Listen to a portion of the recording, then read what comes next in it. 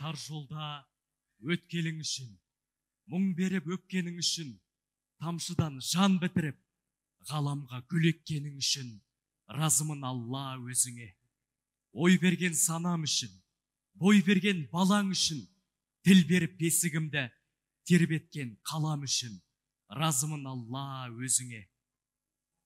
Құлатып сүріндіргенің үшін, көңілді бүліндіргенің үшін, тасысам кейде қысып, жалғанды ұғындырғаның үшін, разымын Алла өзіңе.